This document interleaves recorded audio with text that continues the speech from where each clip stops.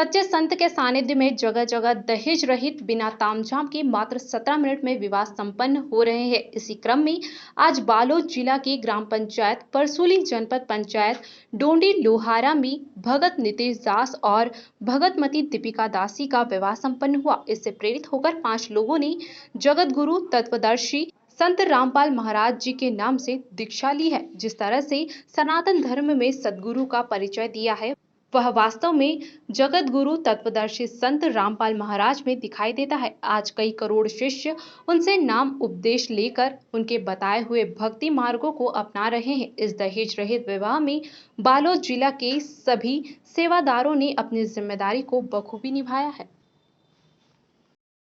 जी भगत जी, मेरा नाम नितेश दास है और मैं ग्राम परसूली जिला बालोद का रहने वाला हूँ।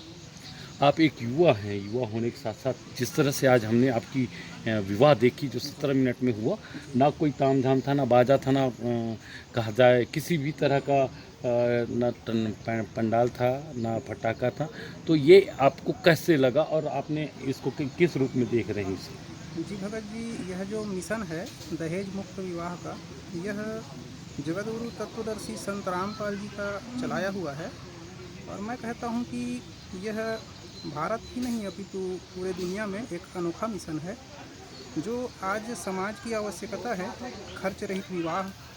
और इस संस्था में और भी बहुत सारे ऐसे सामाजिक जो कुरीतियाँ हैं उनका विरोध हुआ है, जो कि आज की मैं कहता हूँ कि समय में बहुत ही आवश्यक है। और व्यक्तिगत रूप से मैं ये भी कहना चाहूँगा कि मेरा बचपन से ही एक सपना था कि दहेज मुक्त विवाह हो और बिना खर्चे के, किसी तामझाम के, बिना किसी बैंड बाजे के, बारात के ऐसा विवाह हो। तो जगत गुरु तत्वदर्शी संत रामपाल जी महाराज के सानिध्य में मेरा ये सपना पूरा हुआ है और मैं बहुत ही प्रसन्न हूँ और अपने आप को सौभाग्यशाली मानता हूँ कि इस तरह का विवाह मुझे अपने आप में करने का गुरु जी के सानिध्य में, परमात्मा कबीर साहिब के सानिध्य में मेरे को मौका प्राप्त हुआ।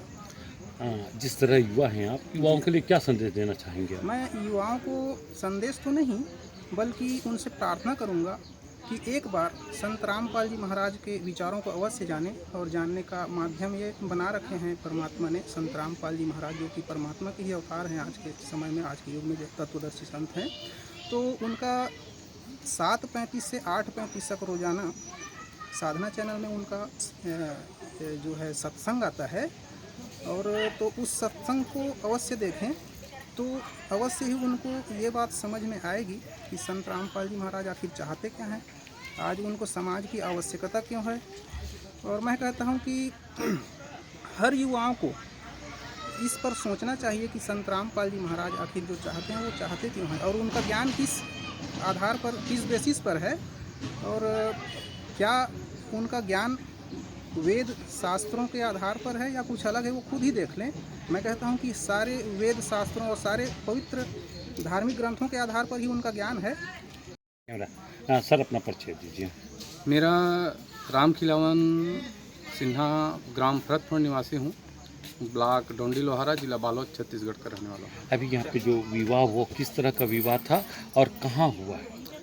पूर्ण परमात्मा संत रामपाल जी महाराज के हम सब अनुयायी हैं और परमात्मा कहते हैं कि जीव हमारी जाति है, मानव धर्म हमारा, हिंदू मुस्लिम सिख ईसाई धर्म नहीं कोई न्यारा, कोई धर्म न्यारा नहीं है।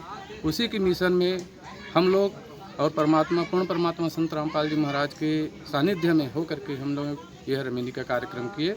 यह रमीनी ग्राम परसूली खेरथा में संपन्न हुआ है। रमणी का अर्थात क्या है, किस तरह से? रमीनी का अर्थ है भैया जी कि यह शादी, जिसे हम लोग शादी बोलते हैं, विवाह बोलते हैं, इसी को हम लोग, हमारे परमात्मा जो हैं पूर्ण परमात्मा संत रामपाल जी महाराज, उसे रमैनी का नाम दिया है। जो शादी में तामझाम और बेटियों को बोझ समझते हैं, जो बेटियों को बोझ समझते हैं, वो संत रामपाल जी महाराज के अनुसरण, ज्ञान को अनुसरण करें और अनुसरण करके उनके मार्ग में चलें। आज बेटी बोझ नहीं है, बेटी ही दहेज है और बेटी ही सब कुछ है। क्योंकि आज बेटी की शादी के लिए लोग हज़ारों रुपया, लाखों रुपया खर्चा करते हैं और खर्चा करके बेटियों का शादी करते हैं, उसके बावजूद भी बेटी को जलाई जाती है। आज हमारे संत रामपाल जी महाराज के मिशन में यह कार्य नहीं होता, क्योंकि हम लोग न दहेज लेते हैं न दहेज देते हैं। यही हमारा मिशन है परमात्मा का।